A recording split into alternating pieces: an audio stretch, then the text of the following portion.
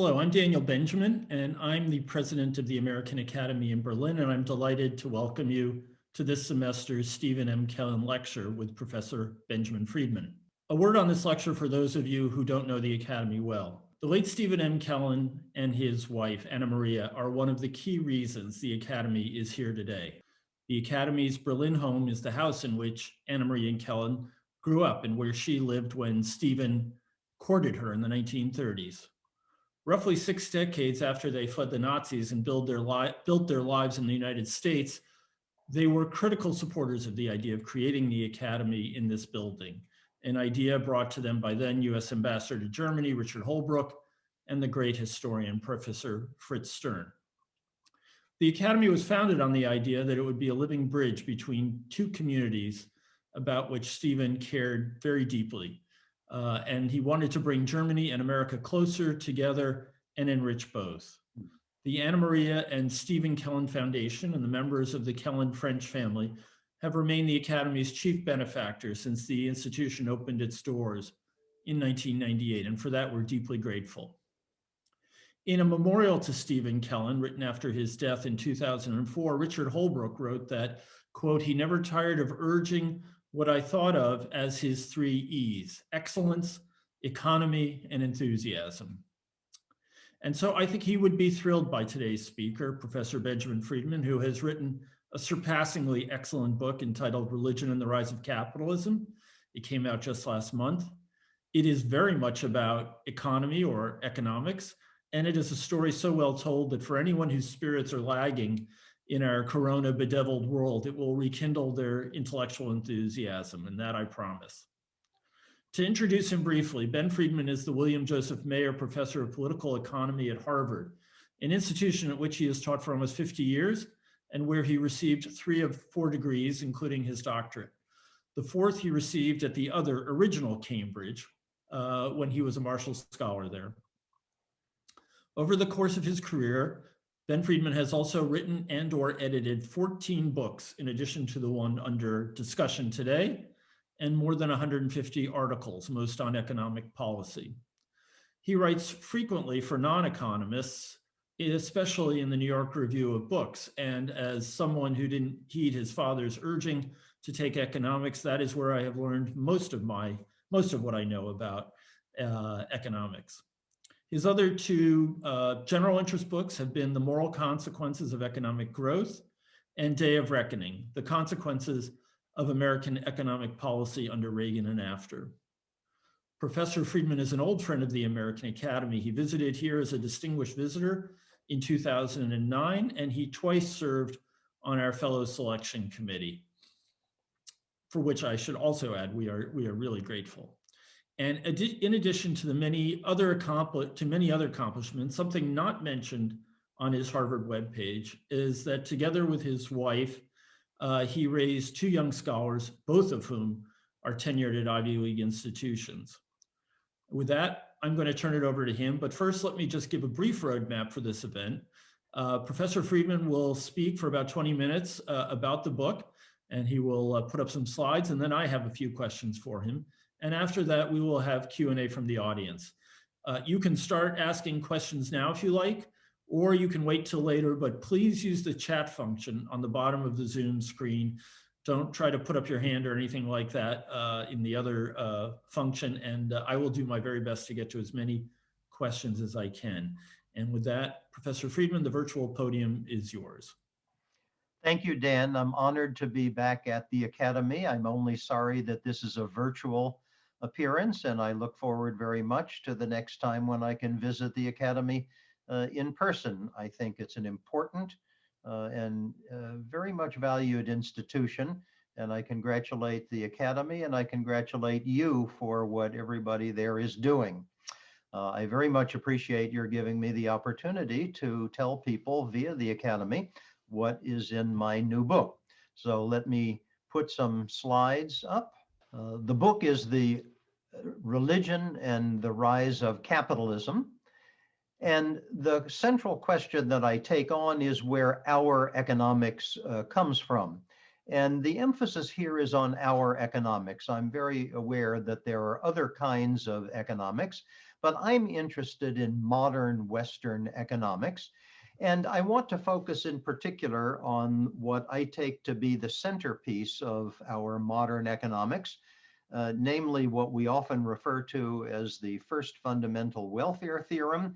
It is the proposition that individuals acting on nothing more than their own self-interest can, and under the right circumstances, will end up making not only themselves better off, but other people better off as well. We take this perhaps for granted today, but on reflection, it's a very fundamental insight, has had enormous importance for the world, and I wanted to explore where this idea came from. Now, the usual presumptions are two. First, people point to Adam Smith and his great book of 1776, The Wealth of Nations. Donald Winch, alas, no longer with us, but the preeminent Adam Smith scholar of our era, referred to Smith's Wealth of Nations as the fountainhead of classical political economy. And proceeding from there, the standard presumption is that not just Adam Smith, but the entirety of modern Western economics comes to us as a product of the Enlightenment, of which Smith was very definitely a part, and therefore constituted part of the Enlightenment's movement away from conceptions of a God-centered universe toward what we in our vocabulary today would call secular humanism. Nick Phillipson, who wrote a prize-winning biography of Smith a few years ago, referred to not just the Wealth of Nations book, but Smith's entire project as what he called built on the foundations of the Enlightenment's quintessential assault on religion. Now, I'm going to accept the part about Adam Smith. I agree with Donald that the Wealth of Nations really is the fountainhead of our economics, and I'm going to say why. But I'm going to reject the notion that this was a part of any kind of movement away from religiously based thinking. And instead, I'm going to argue that the Smithian revolution as a whole was powerfully enabled by what were at that time new and hotly contended ways of thinking within the English-speaking Protestant world. In particular, I'm going to suggest that the turn away from predestinarian Calvinism opened the way for an expanded and more optimistic and more benign view of the human character and a more expansive view of the opportunities for human agency and therefore the possibilities for human choice and human action. Now, having stated that general hypothesis, I want to clear up right at the beginning one potential misunderstanding. I am not suggesting that any of this had to do with religiously committed individuals self-consciously seeking to bring their religious beliefs to bear on their professional work. Smith and David Hume and others of this era became international celebrities within their own lifetimes, and therefore we know quite a bit about them biographically. And it would be just wrong to suggest that they were acting in this way. Hume, for example, Hume is very important in this story because Hume was Smith's intellectual mentor, closest friend, about a dozen years older. Hume was an outspoken opponent of any kind of organized religion. He was openly a skeptic and agnostic. Many people think he was an atheist. Hume used to refer to Church of England bishops as retainers to superstition.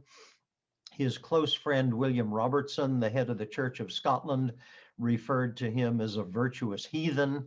Adam Smith was much more private about his personal religious belief, but there was no reason to think that Smith was a committed religious believer. I think it's much more accurate to think of him as a deist along the lines of, well, to pick among Americans, his contemporaries, Benjamin Franklin and Thomas Jefferson. So if this isn't the story, if it didn't have anything to do with their religious commitment, what would be the process by which the religious thinking of their day had an impact on their work? Several people, I think, have articulated this well. In the book, I place a lot of emphasis on what Einstein called the worldview, Welt de Welt, in my imperfect rendering of Einstein's German.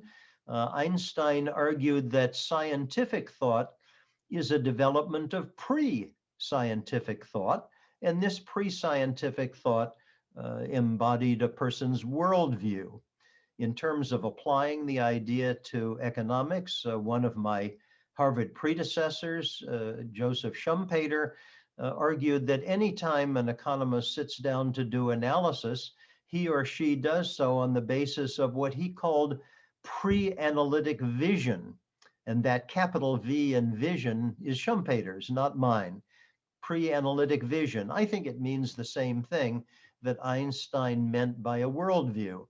And my colleague and much missed friend Ken Galbraith pointed out that economic ideas are always and intimately a product of their own time and place. Well, I want to suggest that the thinking that Hume and Smith gave us that developed into modern Western economics was very much a product of their time and place. Now, let me summarize very quickly. Economics as of 1700 looked something like this. The standard answer to the question of whether individuals could correctly perceive their self-interest in the economic sphere was probably not. And for this reason, people thought it was important to run economic activity from the top down in some kind of dirigiste regime. The French had mercantilism, the English had this profusion of government-granted monopolies. More centrally, however, even if people could correctly ferret out their own economic self-interest, there was no presumption whatever that their acting on that self-interest would make anybody else other than themselves better off. And for this reason, acting on your own self-interest in the economic world was deemed to be morally opprobrious. The standard noun applied was vice, the standard adjective was vicious. If we leap forward to 1790, I pick 1790 because that's the year in which Adam Smith died, 14 years after the great book, but by that time it had gone through 5 editions in English. It had several foreign translations. To the question of whether people could understand correctly their own self-interest, the answer was yes. Smith assumed that they could when they acted as producers of goods and services.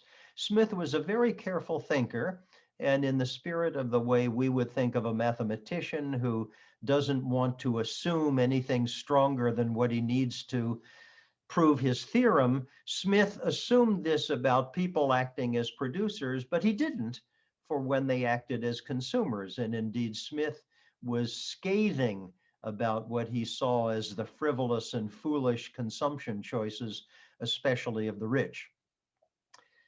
Second, and most importantly, Smith then was able to show how and why people acting on their self-interest could, and under the right conditions would, make others better off. And for this reason, by the time we get to the Wealth of Nations, the whole notion of vice and vicious is gone. Smith uses those words, of course, but never to refer to acting on your own self-interest. Now, to be clear, there were intellectual precursors of this central idea. I don't want to suggest that Smith made it all up out of whole cloth. Here are some of his predecessors in France. France is important because Smith lived there for 2.5 years when he was first starting to write the book, and then in England. So we have to confront right at the outset of whether these people deserve the credit instead. Maybe people like me should think of Bernard Mandeville or perhaps Pierre Nicole as the father of modern economics. My answer to that is a resounding no. We should think of Smith as the seminal figure, not Mandeville or Nicole or anybody else on that list. And the reason is that none of those people had any sense of why it turned out or how that people could make others better off by acting on their own self-interest. They had no conception of the role of markets or competition. And we might say, well, if they don't have our explanation, maybe they had some other, but they didn't. And especially for a generation of intellectuals trained to think in terms of Newtonian system and mechanism. Uh, Newton's Principia Mathematica was published in 1687. By the time Smith was an undergraduate in the 1730s, the book was a standard part of the curriculum at every Scottish university, also at Cambridge. Interestingly, not at Oxford. Maybe that's why Oxford lagged behind scientifically for so many years. But they all thought in terms of Newtonian system and mechanism, and therefore what people like Mandeville and others had to say just didn't make it. So let's summarize quickly what Smith's argument in The Wealth of Nations was. To begin, the desire for material gain is inborn and therefore no more morally opprobrious than the fact that we have to eat or that we breathe. Smith has this lovely passage in which he says that the desire to better our condition, that's the way he puts it, to better our condition comes with us from the womb and stays with us until the grave. And in between, there's scarcely an instant when it's not operating on us. Now, you could imagine that bettering our condition might mean a lot of different things, but Smith immediately goes on and makes clear that it's our economic condition he has in mind. At the center of his story are competitively set wages and prices. And right throughout the book, he keeps describing the process by which these competitively set wages and prices steer the economy to the right place. And he does so in astonishingly Newtonian language. He could be describing planets circling around the sun. Of course, he's not. He's describing markets and prices and wages. Importantly, he sees these wages and prices as set in a competitive mechanism in which on each side people are not altruistic. They're simply trying to do as well as they can economically. The sellers, including the sellers of labor, want to get as high a price as they can. The buyers want to settle for as low a price as they can. And therefore, throughout Smith's work, this competitive market mechanism is seen as an example of the Enlightenment principle of unintended and unforeseen consequences. Most important, because of this role of the competitive market mechanism, Smith now has a story, an explanation for how it works out that people acting on their own self-interest can make others better off as well. And therefore, Smith, of course, as we all know, was famously opposed to monopolies and guild restrictions and entail on land. He was famously opposed to collusion by businessmen, anything that would interfere with the market mechanism. But I think it's important to be aware that Smith was never the free market ideologue that he is made out to be by today's modern conservatives. Smith did not regard this mechanism as some kind of hothouse flower that was so fragile that it had to be defended against any potential encroachment. Instead, he was impressed by how robust, that's his word, how robust and powerful this mechanism was. And for that reason, he was willing to accept all sorts of interferences with the market mechanism. He was in favor of progressive income taxes. He was in favor of luxury taxes to be paid by the rich, in particular for the relief of the poor. He was in favor of taxes on whiskey and distillery distilleries. That's pretty bold for somebody who lived in Scotland. He was in favor of much tighter regulation on banking than anything either Americans or Europeans have known in our lifetimes. And for all these reasons, again and again, if there was a valid public purpose, well, interfering with the market mechanism was fine. Now, the central question I take up in my new book is what enabled him and his contemporaries to reach this insight? Well, several contributing factors were obvious. I've already mentioned their training in Newtonian thinking. Smith was a very observant man. He lived both in Edinburgh and in Glasgow and sometimes in London in a world that was becoming increasingly commercial. He was a very careful philosopher. Remember, he was not an economist. The word didn't even exist then. He was a professor of moral philosophy. And so introspection was an important part of his thinking. But I believe that the transition in religious thinking in the English-speaking Protestant world was a key part of the story. And so I want to take a few minutes to be clear about what I mean.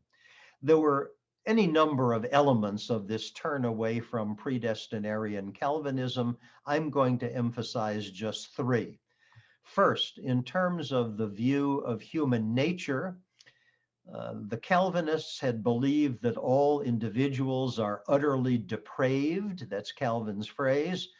To keep quoting from Calvin, unable to do any good, unable to distinguish good from evil. And instead, the post-Calvinists believe that each individual is born with inherent goodness. To take John Locke's famous metaphor, everybody is born with the candle of the Lord, namely reason, if the person will only make use of it. Second, in terms of each individual's ultimate human destiny, Calvin famously preached that the decision of whether any individual was to be saved in the afterlife or condemned to an eternity of punishment was a decision made not just before the person was born, but before the universe was even created. And for this reason, there was no action, no choice, no decision a person could make in his or her lifetime that would have any causal effect on this decision. And by contrast, the post-Calvinists believe that anybody is at least potentially eligible to be saved. And moreover, people's choices and actions are efficacious for this purpose.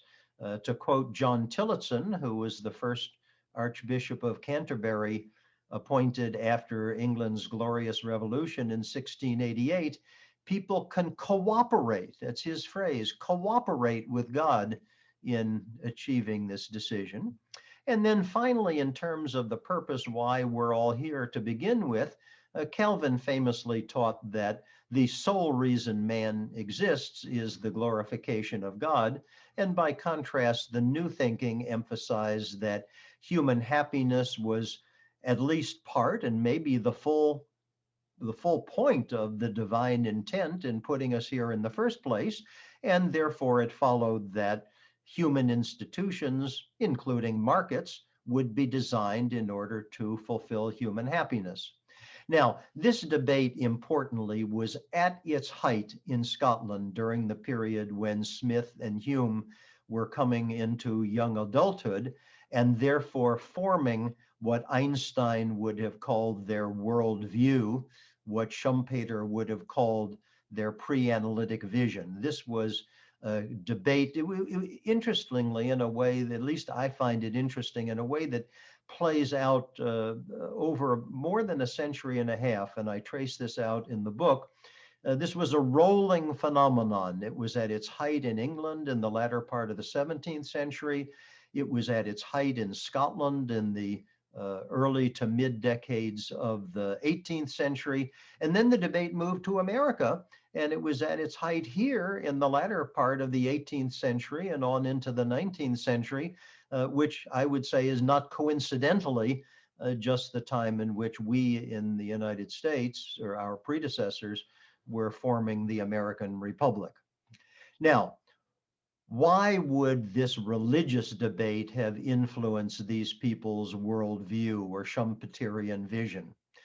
There are a number of reasons, and I think they're all important. First, they lived in a world in which religion was more central, more important, more pervasive than anything we know in today's modern world.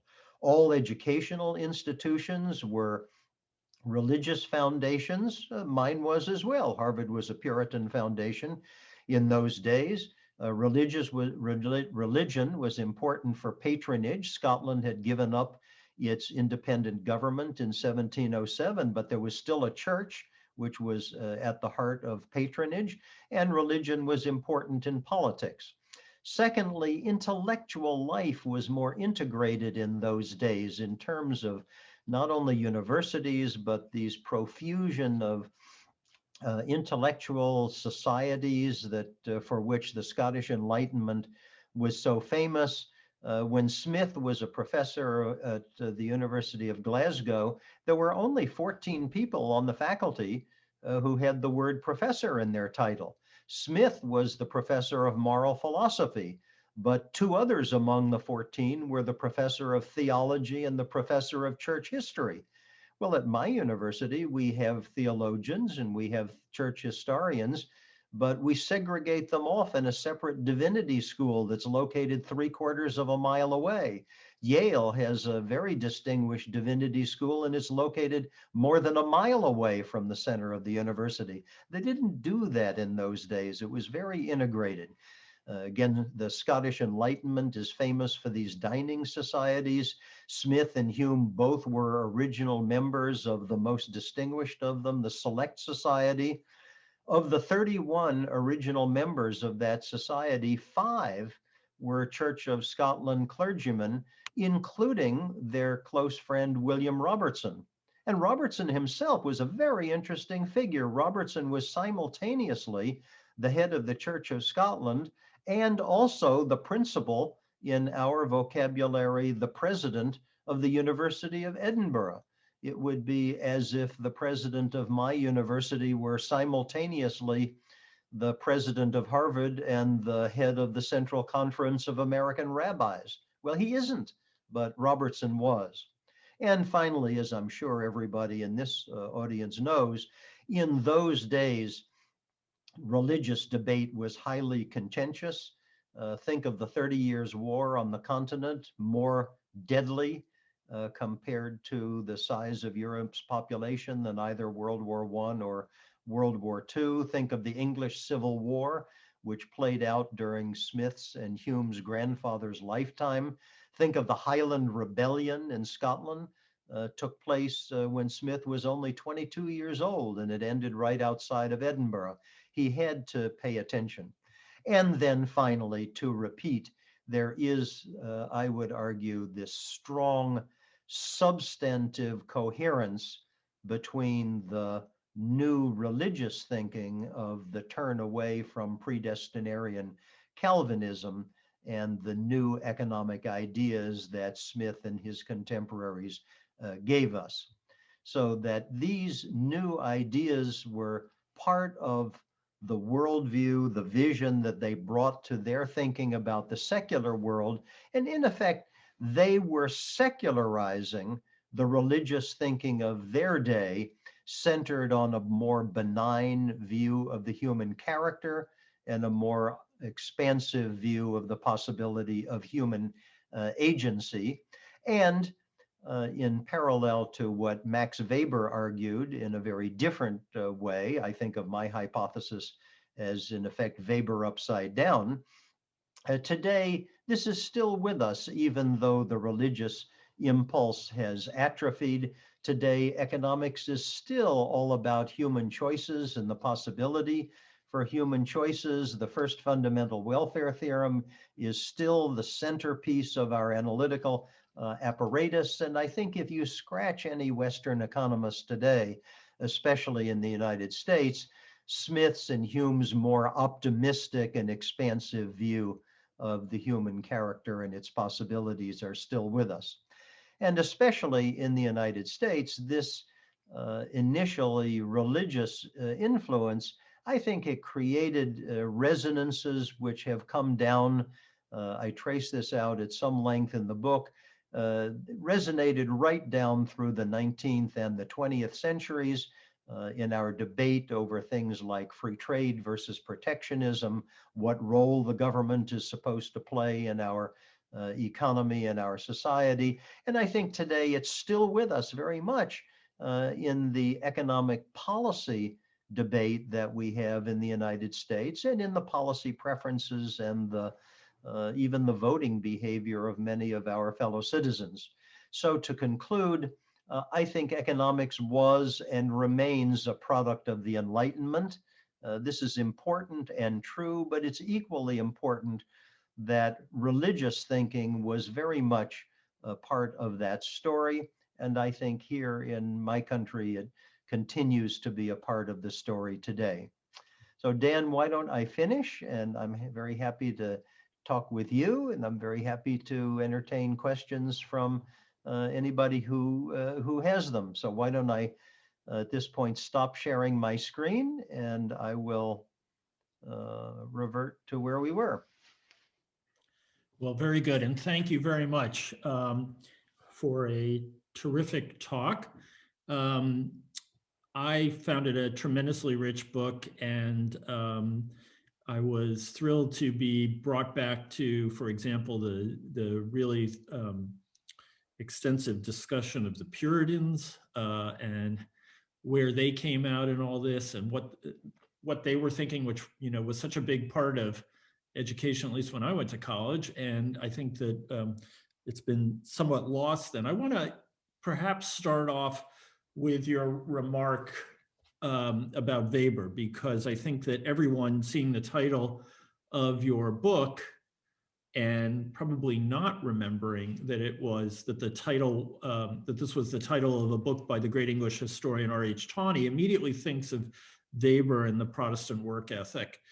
And you say several times in the book, in fact, that it's Weber upside down. But I guess the question I would ask is, Weber's idea is that these Calvinists were deeply anxious about their salvation, and therefore were looking for some kind of sign that they were among the predestined, among the elect, and that that was a spur to economic activity. Now, clearly not to economic theorizing, but is it possible that Weber's thesis and yours are actually compatible in somewhat different time periods, that what Weber was observing was largely true of the 17th century in the Netherlands and in the US, or then the colonies, and that there was a reason why those countries leapt forward, England, the 13 colonies, and the Netherlands, because of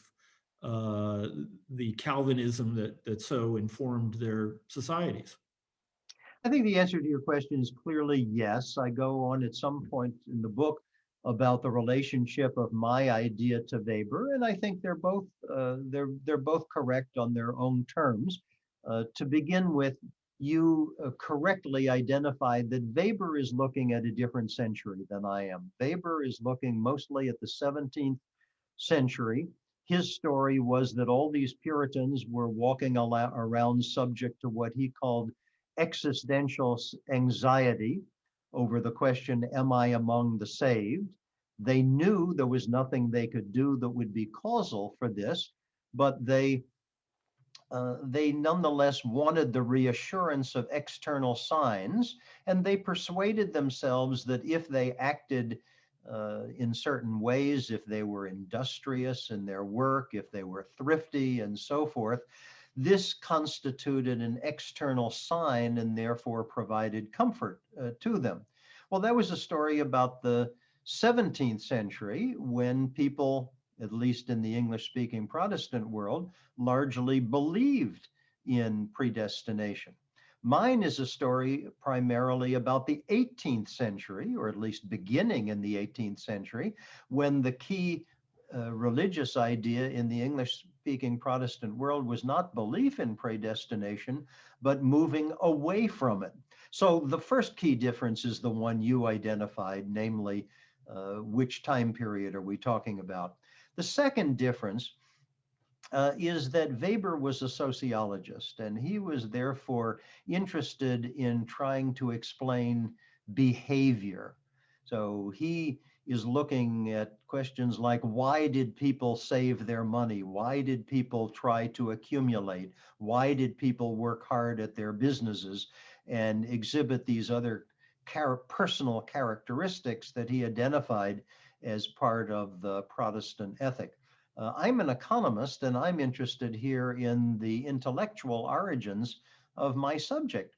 So I'm interested in thinking, and Weber is interested in behavior, and the two are different. And then finally, a third difference I'll emphasize comes from the second one.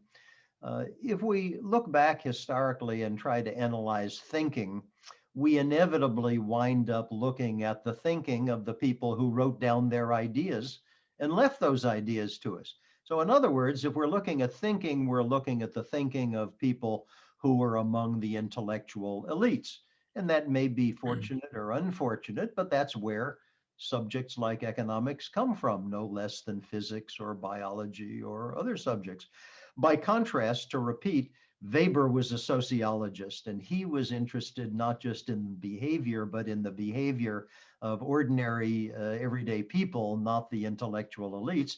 And I emphasize this because it's important that often the religious thinking of the elites are different from the religious thinking of ordinary people. And that happens to be true in the United States today, incidentally, and it was true in Smith's time also.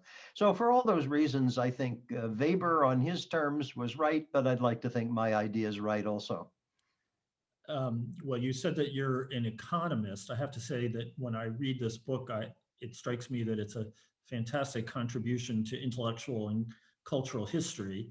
And I'm curious if your colleagues in the history department feel that you have been tromping on their turf, because it is an intellectual history of economics, but it's extraordinarily rich as a piece of history.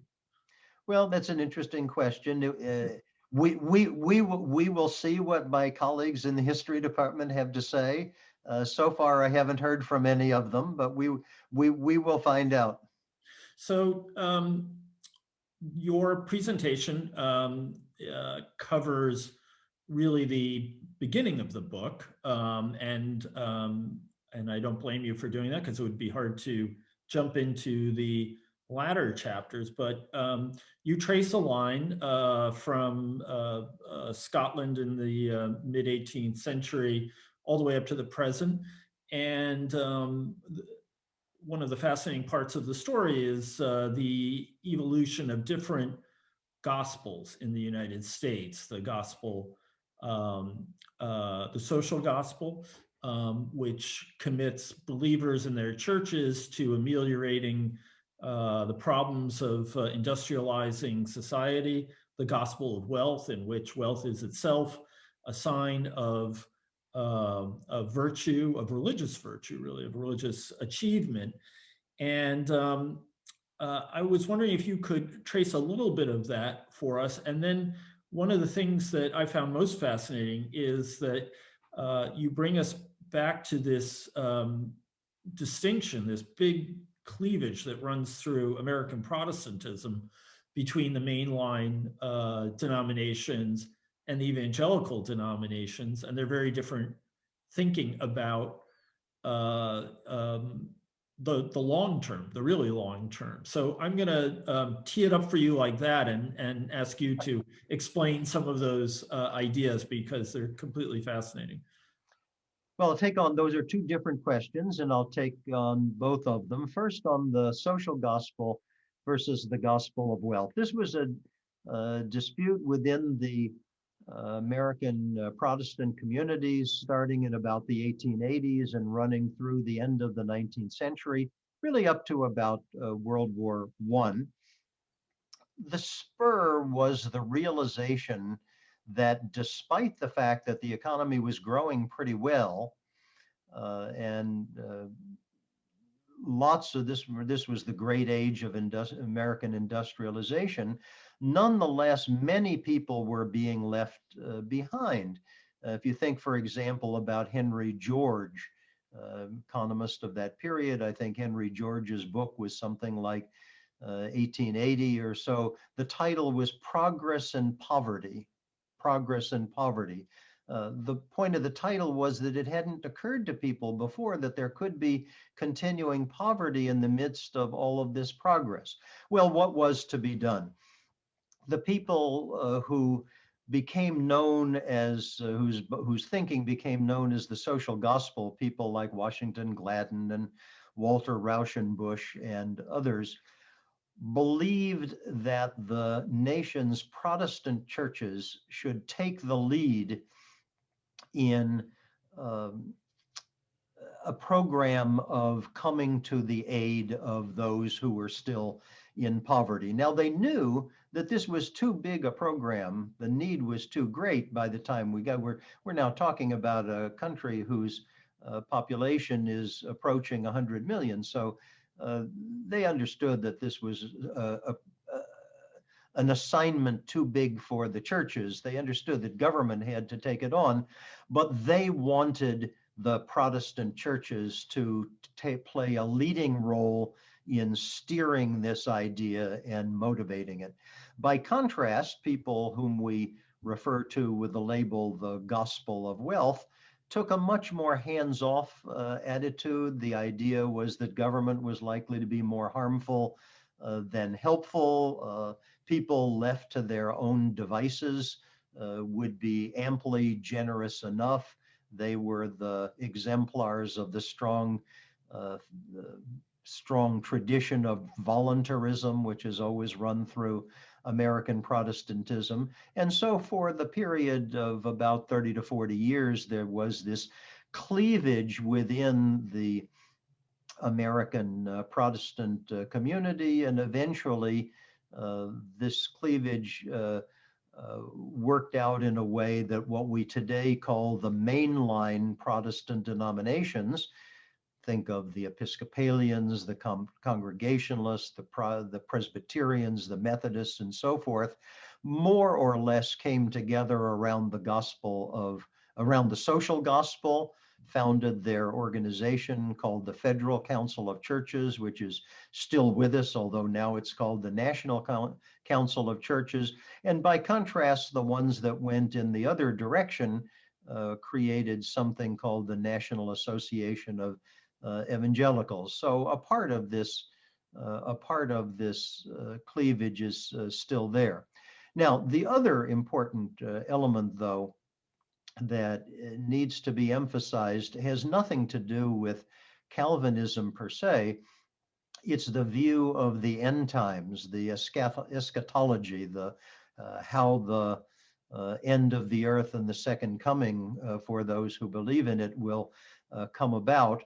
And in particular, right through the going back to medieval times, but then right through the 18th and 19th century, there was a dispute, and still is, over whether the second coming and the arrival of the millennium, as foretold in the book of Revelation, namely a time when things are better off, is supposed to be part of human history or not.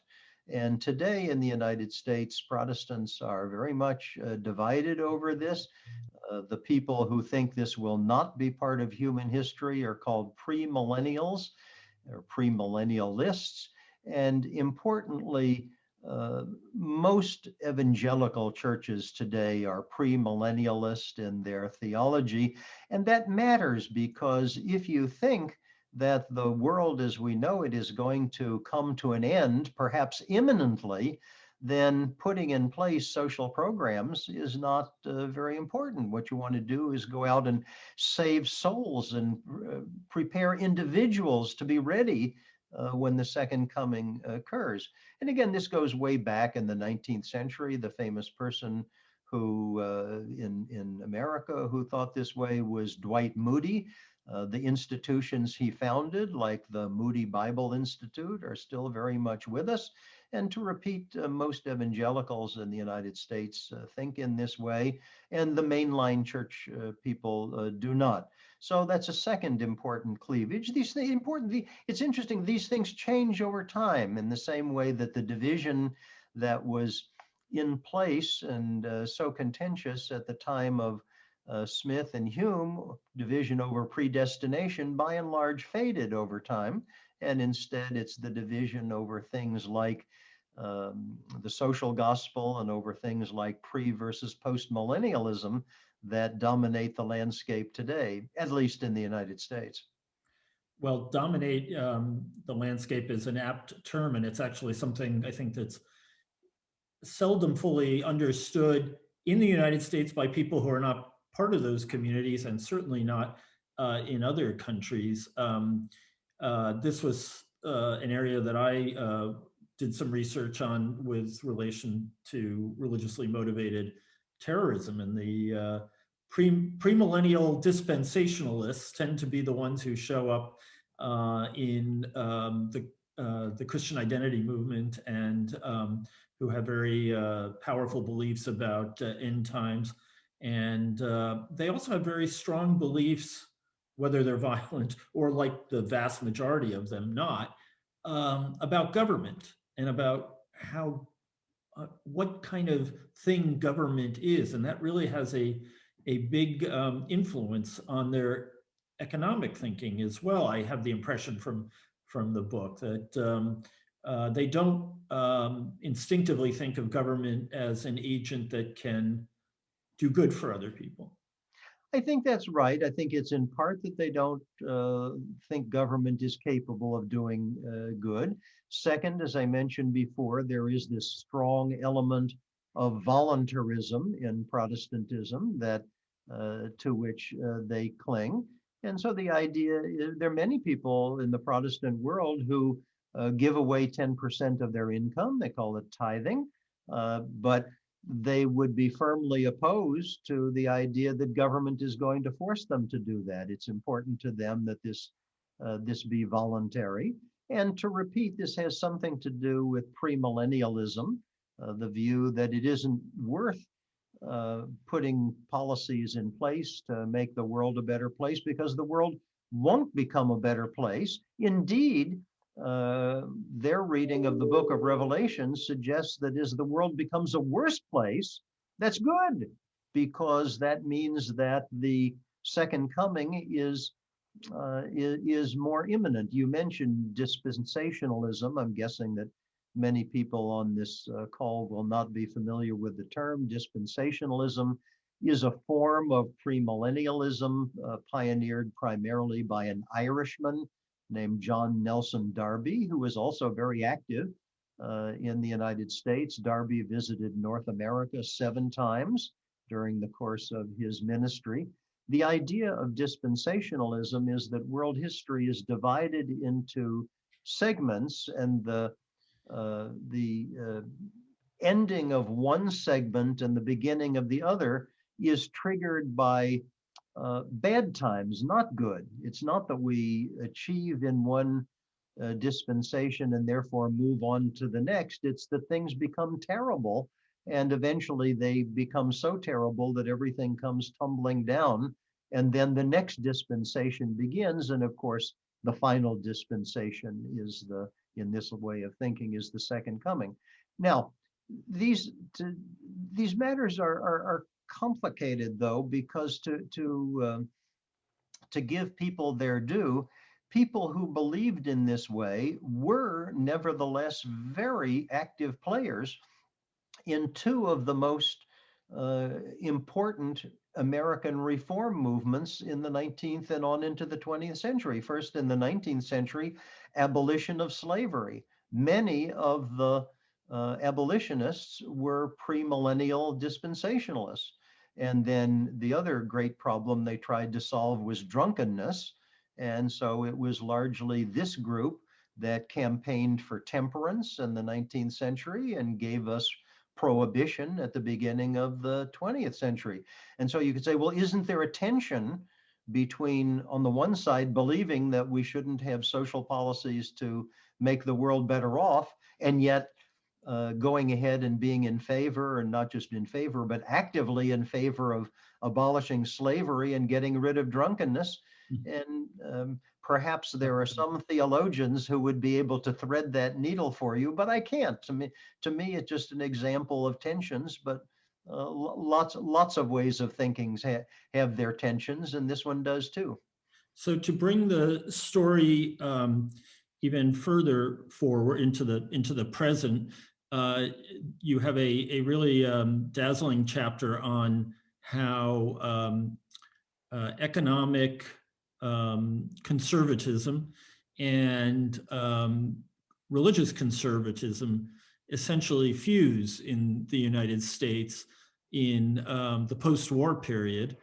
And that has a profound impact on all kinds of different aspects of our culture in the United States. Maybe you should tip the story there a bit, so even more of our viewers, run out and buy the book. Well, I'm glad to do it. This, I think, is another example of a catalyst in the sense in which I've used the word before, and I think that's what Weber had in mind. A catalyst is something in chemistry that triggers a reaction, and then the catalyst is gone, but the result of the reaction is still there. I think the key catalyst that brought religious conservatism and economic conservatism to join forces in the United States in the middle of the last century was the existential threat of world communism. The religious conservatives understood, I think correctly, that communism was the antithesis of Western religion, and the business conservatives understood, again, I think correctly, that communism was the antithesis of Western style free market capitalism.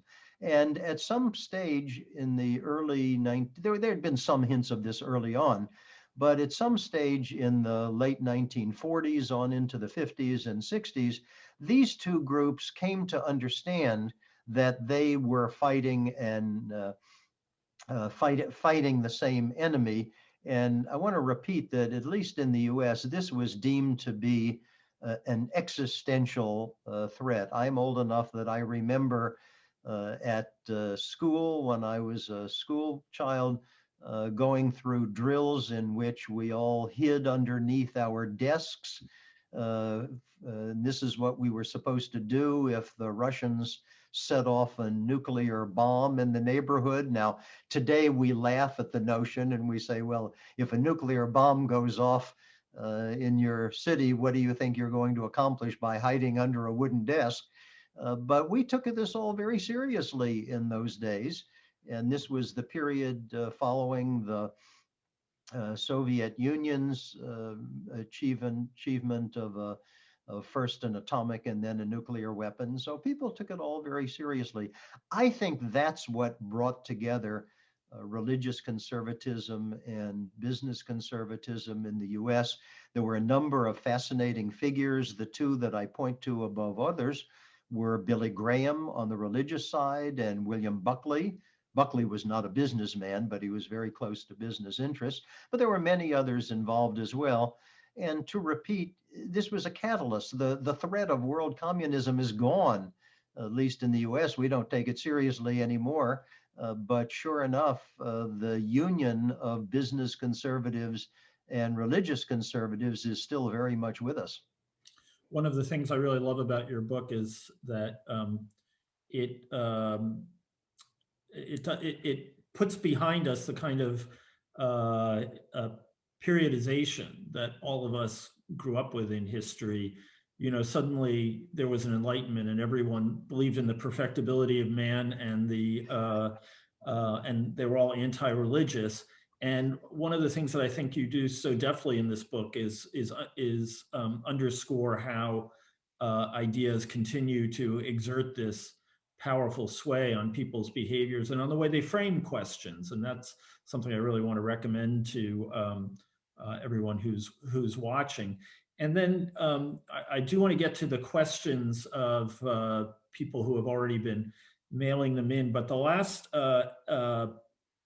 issue I wanted to ask you about is that in the final chapter of your book, and I don't want to give away all the suspense here, but you take on what is known in the United States as the what's the matter with Kansas issue.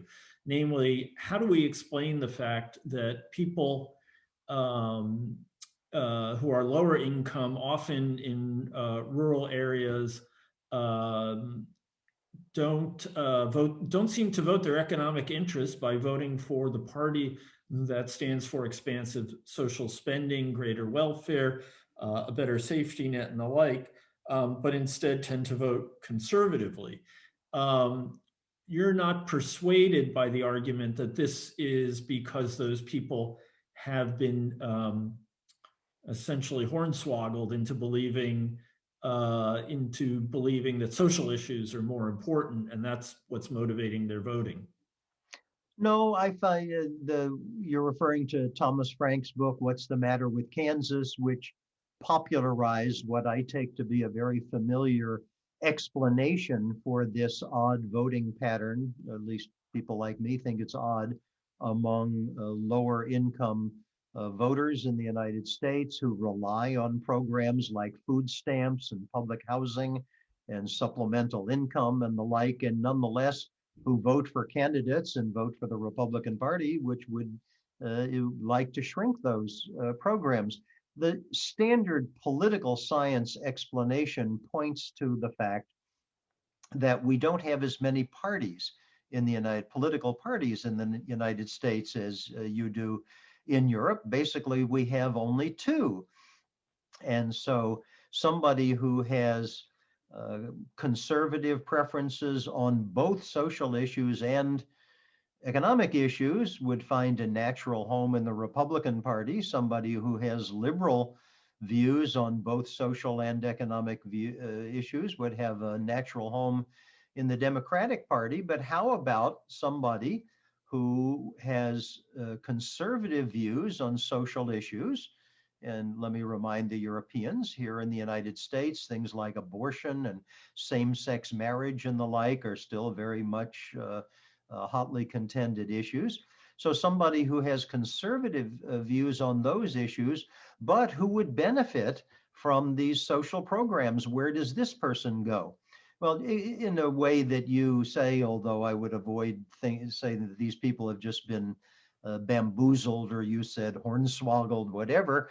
The Thomas Frank idea is that for one reason or another, these people feel more strongly about their social, their preferences on social issues, and therefore vote Republican. Now, I think that that view from the political scientists is seriously incomplete. I don't want to say it's wrong. I'd say it's seriously incomplete. And the reason is that even though we don't get to vote on a standalone basis on individual policies, we have plenty of survey evidence in which people are asked their opinion on these policies on a standalone basis. And when we correlate people's views on these economic questions, like how big should the social safety net be? Do you want a government that has more programs or fewer? Should we have more aid to the poor or less? When we correlate those views with people's religious views, religious affiliation, we see that there's a strong religious element, and there's nothing in the political science explanation that would leave open a possibility for that to happen. That's just completely separate. So the way I would put it is that our political science colleagues, including some of mine at Harvard, have given us an explanation that is at best incomplete, and they have overlooked the role of religious thinking. And where does this religious thinking come from? It goes right back to the issues you were asking me about a few minutes ago, premillennialism, dispensationalism, Protestant volunteerism, and the like. These are strongly held beliefs. And in a democracy, nobody's going to stand up and look at a fellow citizen and say, you know, your religious views are wrong. If your religious views are driving your economic views, then you have to put your religious views aside. We don't do that. And therefore, if people's economic views are driven in part by their religious views, it's useful to understand where they come from and why people are believing as they do and voicing the policy preferences that they do, and in the end, voting as they do. So just a footnote on that one. What impact, I mean, do you know what impact did all those remarkable New Deal programs have on voters in these areas, which would have been quite conservative or have been quite conservative for quite a while now, but they weren't necessarily so conservative then? I don't know. That's a very good question. The data sets that I use in the final chapter of my book are all completely post-war, and I just don't know whether comparable data exists. Again, figuring out how people voted is a complicated matter. We have a secret ballot in the United States, but today there are things like exit polls, and there are all sorts of ways of figuring out how people either did vote or were likely to have voted. And you raise a good question. I should ask one of my Harvard colleagues who works in this line of research to what extent those kinds of data are available for the 1930s. It's an interesting question.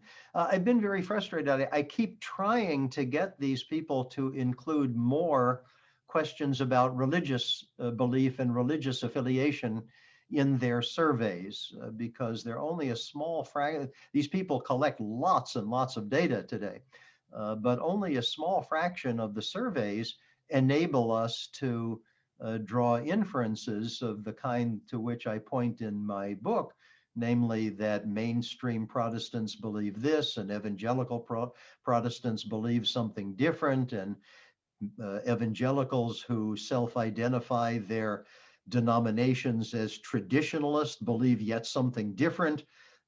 This is hard to do, and I wish the political scientists would include more religion questions in their surveys. Maybe if they read the book, then they'll be motivated to do that. Well, we can only hope. Well, I could ask a million more questions, but I would be letting down our viewers who are sending them in. So let me start with this one. Where do you think is the point at which religious beliefs cease to be central to economists' thinking? Can we even say? Yes, the way your questioner put the question, I think is very helpful, because there's a difference between economists' thinking, which is what most of my book is about, and then economic thinking, which you and I have been talking about in the last few of the questions that you've posed.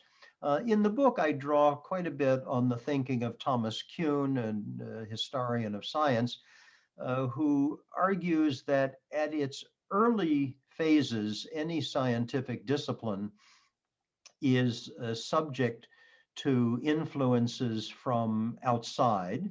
And Kuhn goes on to list quite a few of them, and there's no reason to take religious thinking off of the list. Versus what happens as the discipline matures. And Kuhn's argument, which I accept, is that as a scientific discipline matures, then the theorizing of the practitioners in the discipline increasingly becomes, his word is, insulated from these external influences.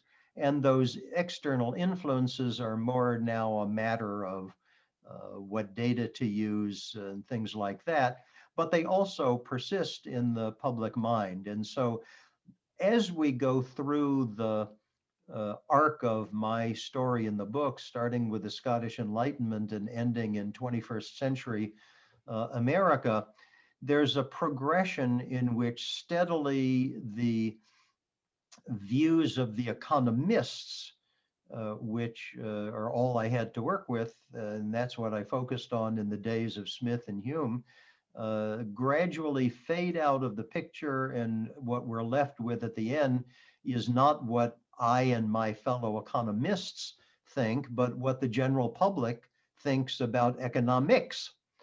Now, is there a dividing line where that happens? I don't think so. I think it was a gradual process. I think it was pretty well complete by the time we get to the post-World War II period. But I think it was a process that, as Kuhn would suggest, was underway right from the beginning. Right. Another question. Europeans and Americans have different attitudes to capitalism. Do these differences root in differences? Are they rooted in differences between Protestant and Catholic worldviews? I think yes, but I would point to something that I think is even more important. It's important for people to be aware that the United States is a great exception to what's often called the secularization hypothesis. You know, if you and I had been having this conversation 50 years ago or even 30 years ago, we would have talked a lot about how sociologists and others believe that as Western societies became richer, with the success of capitalist and mixed capitalist economies, then religious belief and religious participation would fade. And by and large, I think the secularization hypothesis has proved correct in most of the high income Western countries, but not in the United States. And so here, anytime you wander into a discussion in which sociologists and others are talking about the secularization hypothesis, the question is not, what's this mean for us? The question is, why did that hypothesis fail so badly for the United States? Because we are a great exception. And I look at some of those differences in the book, but here, the extent of religious belief, religious participation, in all sorts of ways, the United States is different from Europe. So I would point to that in the first instance. Then second, your questioner pointed to the difference between Protestants and Catholics. That's some of it as well. I'm aware that Germany is part Protestant, part Catholic. That's of course what motivated Weber to do his work. He was interested in the occupational differences between the North and the South of Germany. But we've had a Catholic presence in the United States for quite a while. We've had Jews. We now have Muslims. We have Hindus. We have all sorts of different people.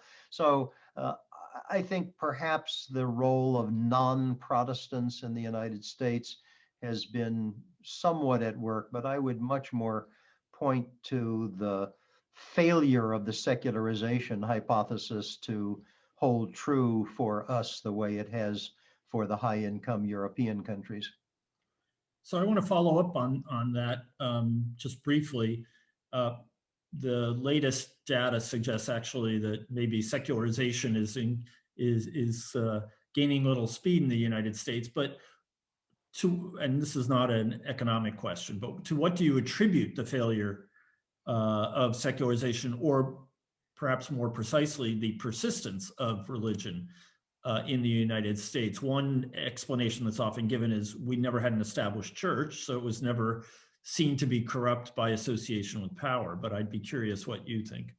I don't have anything particular to say on the subject, Dan. Again, I regard this as something that sociologists know a lot more about than we economists. You're pointing to the idea of our never having had a state-supported church is correct, and many people have addressed that. Incidentally, this was an idea of Adam Smith. Smith has a section in The Wealth of Nations on religion, and he talks about the advantage of not having a state-supported church, and he points to the United States among others. And the best place to read about this, I think, is Alexis de Tocqueville. Tocqueville came to the United States in the 1830s from France, which of course had the Roman Catholic Church supported by the state. And that was just completely missing in America. And so Tocqueville wrote a lot about it. But I don't particularly know I don't know why secularization has failed here. Incidentally, again, to be more nuanced about it, the data depend very much on whether the question being asked has to do with religious participation or religious belief or religious affiliation. So to take one example, we talked before about the mainline churches, which have been losing strength. If you ask a question like, how often do you go to church or something like that, it looks as if the Episcopalians and the Presbyterians would have gone out of business by now. But if you ask a question like, with which religious denomination do you identify yourself, the Episcopalians and the Presbyterians and the other mainliners are doing just fine. So there are lots of people who think of themselves as part of those denominations. They just don't show up. And by contrast, the energy seems to be among the evangelicals, where people not only identify but do show up. So it's a mixed picture, but I think for your purposes, we in the US are very different from the Europeans. Right. So here's a question from a precocious high school senior who I have some acquaintance with. Do you think Adam Smith would approve of today's manifestation of hypercapitalism? It depends what we mean by hypercapitalism. Smith was not in favor of Michael Douglas type greed, referring back to the Wall Street movie. Smith, as I said before, was absolutely scathing on the frivolous, foolish, offensive consumption choices of the rich. Smith didn't have the exact phrase conspicuous consumption that we identify with Torsten Veblen from 100 years later, but Smith had absolutely the idea of Veblen, and he was scathing on the subject. So if that's what somebody means by hypercapitalism, Smith was not in favor. Smith, as I said before, was very willing to accept all sorts of interferences with the market mechanism if there was a valid public purpose. Smith, to introduce another dimension, in capitalism, at least in modern times, at least throughout the 20th century, there's always been this difference between the interests of producers and the interests of consumers. Smith was very clear that there was no value whatever to production without consumption. So he was very clear which side he stood on. What mattered was consumption. And he says repeatedly again and again in the book that what matters is the standard of living and the happiness of the broad bulk of the population. So in terms of hypercapitalism, if to take an example, if Bill Gates or Jeff Bezos is able to improve everybody's well-being and allow us to do things we want to do that we couldn't do before, and if Gates or Bezos happens to make a lot of money in doing so, I don't think this would have offended Smith at all. But by contrast, things like conspicuous consumption, any kind of collusive behavior, Smith was unambiguously against it. We could just as well think of Smith as the father of antitrust policy. He would qualify for that. Yeah, so he'd be okay with Amazon, but also okay with a big tax on luxury yachts.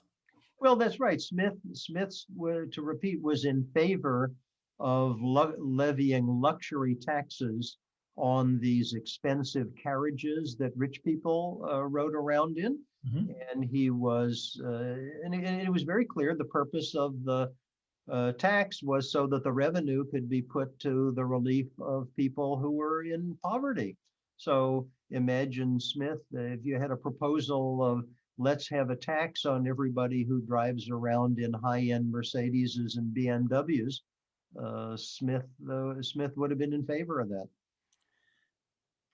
I don't think there's an answer to this question, but I'm curious, as a scholar of the Scottish Enlightenment, what do you think it was that was in the water in Edinburgh in those days or Glasgow that made the intellectual difference, because the Enlightenment, most of us think, as being, principally, originally, a French phenomenon, to some extent, an English phenomenon. And yet, it doesn't seem as though the same kind of ferment when it comes to the kinds of things you talk about in Hume and in Smith in terms of, a science of human behavior got quite as far in France, or at least informed the discipline in the way that it developed. Well, I think for this, you really need a real intellectual historian, but I'll give you a few views. First, there were many enlightenments. As you correctly point out, there was a Scottish Enlightenment, there was a French Enlightenment, there was a German Enlightenment. Think about Kant, for example.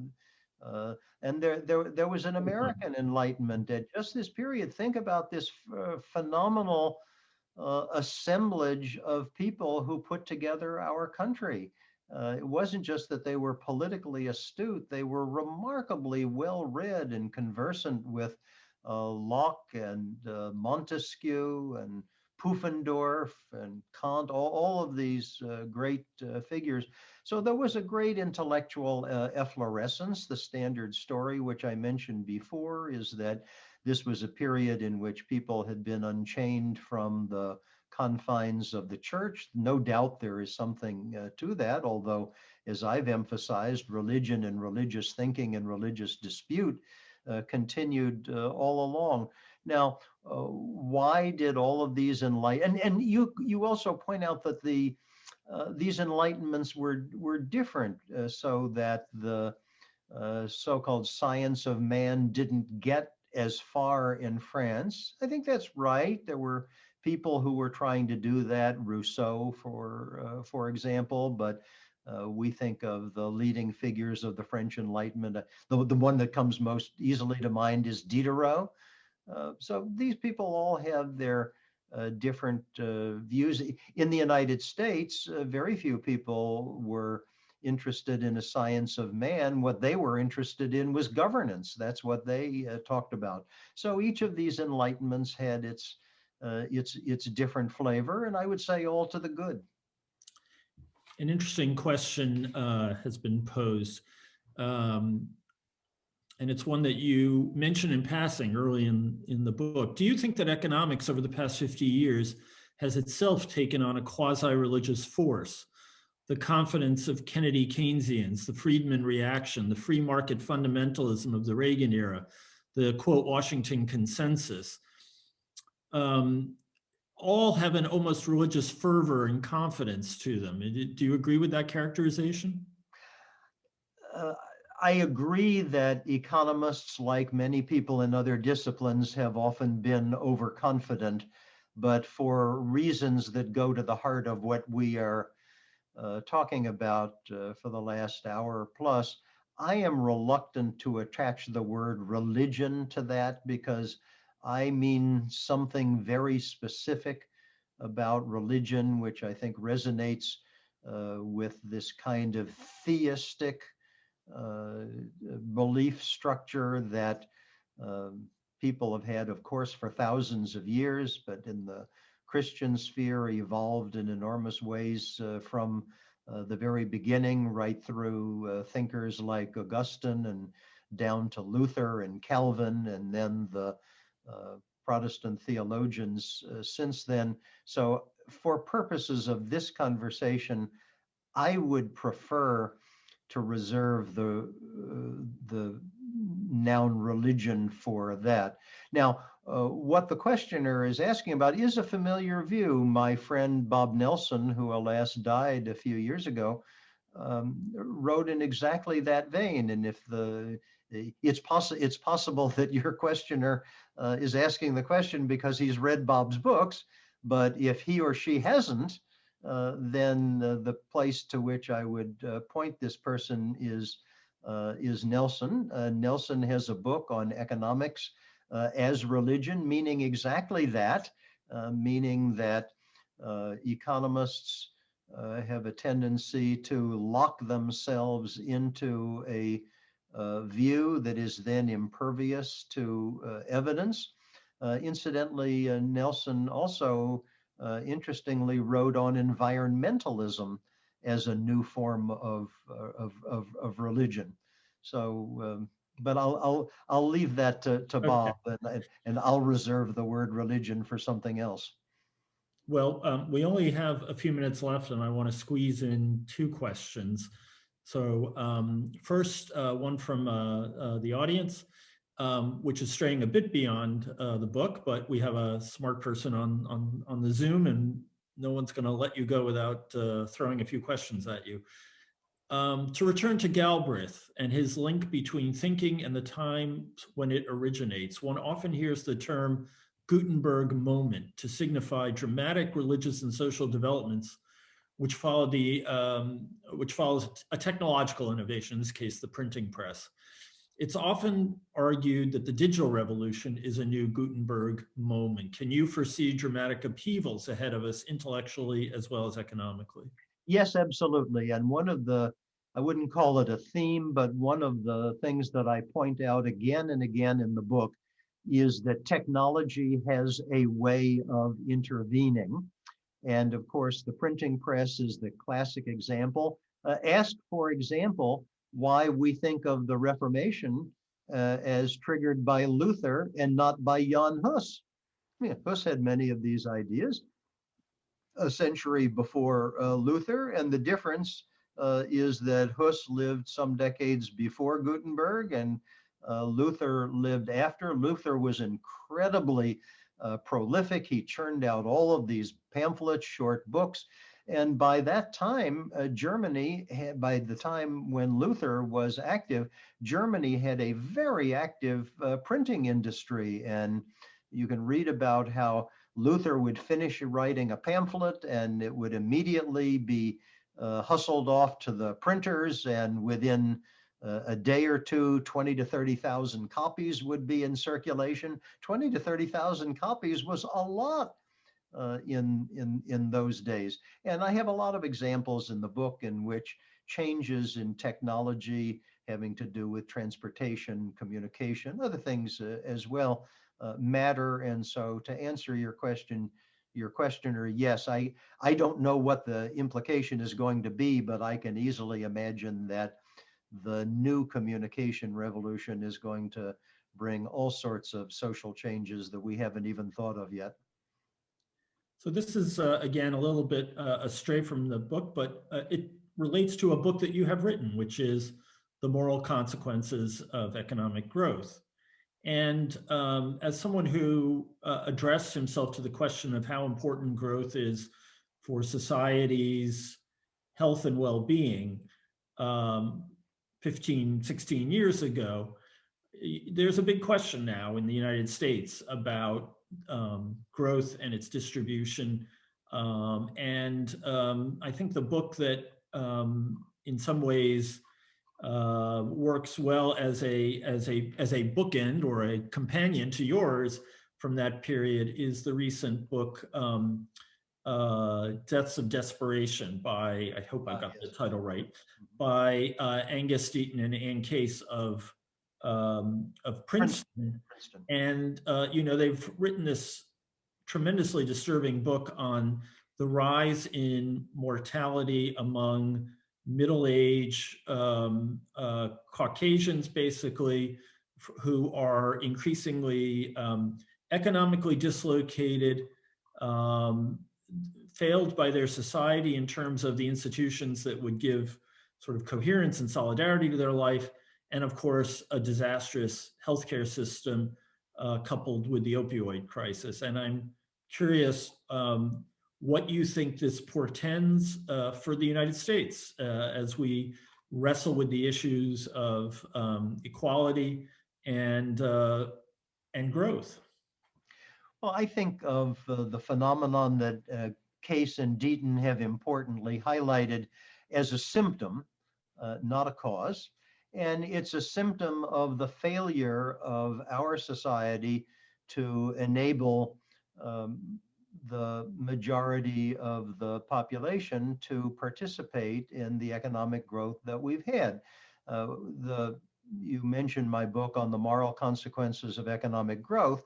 the argument there was that when the broad bulk of the population is enjoying an increase in living standard and optimistic that that will continue and so forth, that's the condition under which the society makes progress in all sorts of non-material dimensions that in the West, ever since the Enlightenment, we've thought of as positive in moral terms. But the emphasis in that description of the hypothesis from the previous book is on the broad bulk of the population. In some sense, there's a resonance there with what Smith thought in The Wealth of Nations. The issue is not whether the GDP is growing. The issue is whether the standard of living of the broad bulk of the population is improving. And in the United States, we've done remarkably badly in this regard in the last 20 or so years. The GDP, if you leave aside the period of the great financial crisis of a dozen years ago, our GDP is doing not badly for a mature post-industrial economy like ours. Doesn't compare with China's growth, but it isn't so bad. What's been unfortunate, and I think wrong, is that because of the way in which the society is structured and the economy is developing, only a small fraction of the population has been participating in the fruits of that incremental production. So the family right in the middle of the income distribution has faced almost 2 decades of stagnation. If we were having this conversation 2 years ago, I could have told you that the median American family income, after adjusting for inflation, was back where it was in the late 1990s. Now, fortunately, in just the last couple of years, the recovery has carried it forward. So I think it's a much broader phenomenon now. Case and Deaton point to a kind of extremum of this, but I don't think it's helpful to separate the extremum from the phenomenon as a whole. I think it's a very large phenomenon with very troublesome implications for our society. And people like me write about the broad phenomenon, and people like them are writing about the extremum. But we're all, I believe, on the same page. Okay, well, that's a good place to end. Professor Benjamin Friedman, I want to thank you for what was a completely fascinating discussion. I could go on for another hour, but I'm not sure many will join me, but it was completely fascinating. Let me just say in closing that the Academy's next event will be Thursday when we have the presentation of the spring semester fellows. I hope you will consult our website and consider attending that. And let me just close by, again, thanking Ben Friedman for a great event. Thank you, Dan. It's always an honor to participate with the Academy. We look forward to seeing you here soon. Take care.